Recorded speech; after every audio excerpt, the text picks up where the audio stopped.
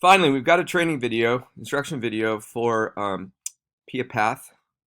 So from ClassLink, you want to go to Google Drive, and then you want to go to Photopea. You must have Photopea installed already.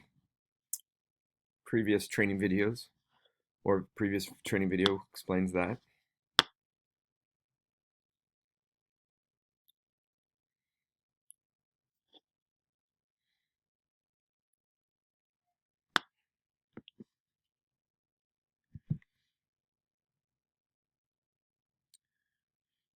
The internet's busy this morning.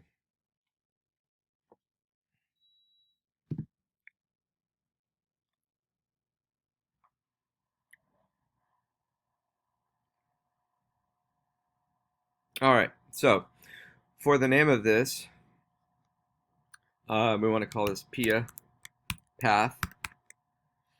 Keep the rest of the settings the same. Click Create. Here's our workspace. We're going to go to the shape tools, which are down here. Remember, from 20 shapes, down here, shape tools, click and hold. For this assignment, you could use any of these shapes, including the custom shapes.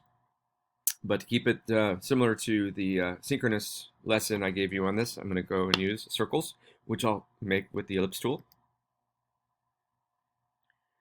Okay, so I'm going to hold the Shift key down, click from the top left, drag to the bottom right to create my circle. Let go of the mouse first, then the Shift key.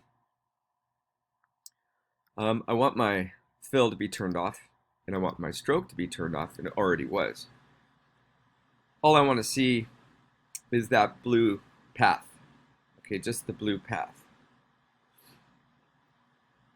And I'm going to use this path to type on. So now I'm going to go to the type tool and decide what font I want. Could be a serif or sans serif font, whatever you want. And I need some text. I don't have any text at this point. I don't want to just start typing. It takes too long. So what I'm going to do is I'm going to go to mrjaffe.net. Oh, wait.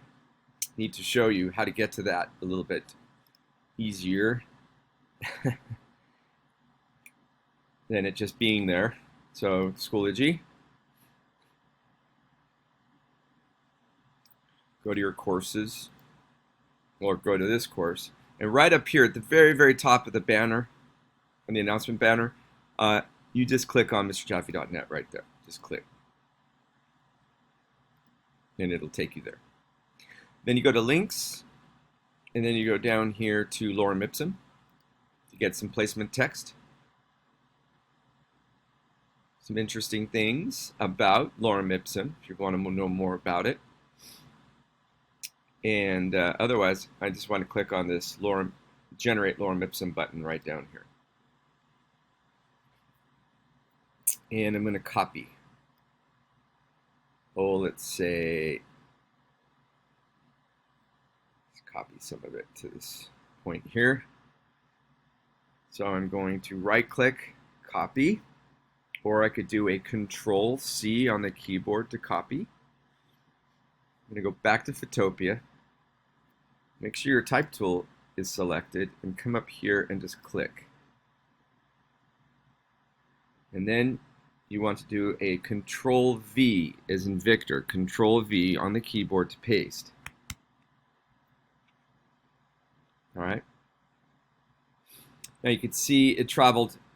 I had enough letters and words to get about halfway. So a couple things I could do to make it so that this amount of text wraps all the way around. So I'm going to, let me make sure I get it all. I'm going to select it, and I'm going to go up here to size, and I can increase the size. Get close, right? To fill this gap in, now I can spread the letters out a little bit. So to do that, I'm going to go up to the character tool up here, character panel, actually. And tracking is the tool. tracking. So I'm going to increase the tracking, which will just spread those letters out just a tad, just enough to kind of fill it. Now I hit the check. Sorry. Okay. So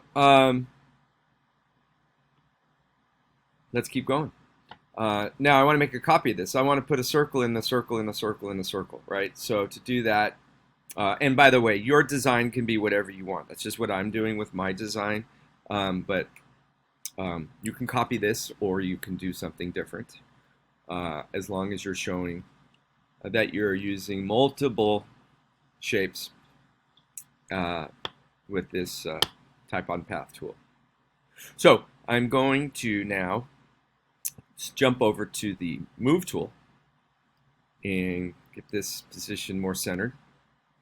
And I'm going to hold down the Alt key with my non-mouse hand. And with my mouse, I'm going to click, hold, and drag the mouse key, and then let go of the mouse first, then let go of the Alt key on your Chromebook keyboard. So I've made a copy. I just dragged a copy out. This is available to you in all of the Adobe software as well. This Alt, click, drag will make copies. It's very useful, especially when you have something complicated like this to make a copy of. Okay, now I want to change the size of this. I want this to fit inside. So I got to make it smaller. So I'll use the Free Transform tool for that. So Edit, Free Transform. I'm going to also hold the Shift key down so that I can keep it a circle and move it into place. Okay. Click the check because I was in Free Transform. I'm going to do it again. I'm going to hold the Alt key down. I'm going to click on the smaller, let go of the mouse first, then the Alt key, Edit, Free Transform, hold the Shift key down, shrink it down a little more, and get that to fit inside. You can see this could look pretty cool, especially if you're trying to tell a story and you write from the outside in. It's kind of a cool way to display the story for your language arts class or any other writing you might need to do for another class. Anyway, click the check. So I've got 3 layers of text, 1 layer for the shape that I started with, and a background layer. Let's mix this up a little bit. I want to go to the background layer now, and I want to go into the Harry Styles window. Double click somewhere in this gap here. The layer styles. Did I say Harry Styles? I meant layer styles. Okay. So I could do either a gradient overlay for my background color, or I could do a color overlay. I'm just going to go with color overlay. And I don't want that color, so I'm going to click it again and go over here and let's change it up a bit. Maybe make it green in the back. Okay. Click OK. I also want to change the color of the text. So I'm going to go to this first layer here of text, which is the outer layer. I don't need to select it because it's selected. The layer selects it. So I could just go back to the Type tool, though, so I could get the settings for the Type tool. And here I could change the font, I could change the size, and I could also change the color. Click OK. I'm going to go to the next layer, do the same thing.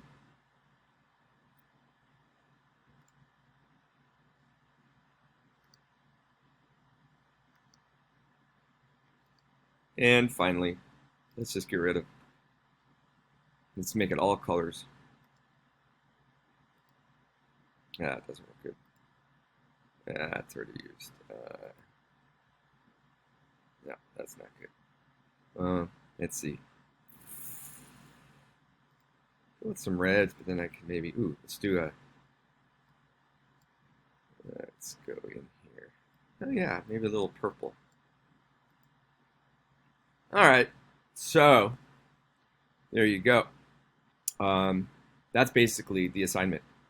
Then, of course, File, Save Google Drive. And if it doesn't say Google Drive, then you're going to save it as a PSD. And it's going to actually download to your Chromebook and be in your Chromebook files, the piapath.psd. This is if you can't save it to your Google Drive. Some of you have reported that back to me. So now this is saved not on your Google Drive anymore. It's saved now. The completed version is saved on your Chromebook, in your files in Chromebook. So if you need to go to this one again, you need to go to your files in Chromebook and open this one up if you need to continue to work on it. It will also be existing on the Google Drive. However, it's just the original file, and if you try to open it, it's going to give you an error. So you have to remember that if you did save it to your Chromebook, you have to open it from there, okay? Hopefully that just didn't confuse you. If you saved it to your Google Drive, you're good. You don't need to do any of that. All right, so now I'm going to export it, File, Export as JPEG. This will also, click Save, go down to your files on your Chromebook, and make sure you grab, when you upload on Wix, your graphics page, put this on your graphics page, labeled as PF Path. Make sure that it's the JPEG, not the PSD that you grab, the JPEG, okay? Wix won't know what a PSD file is, but it knows what a JPEG is, okay? So this is the one you want to upload to your Wix page, your graphics page in Wix, okay? All right, that ends the instruction video. Good luck.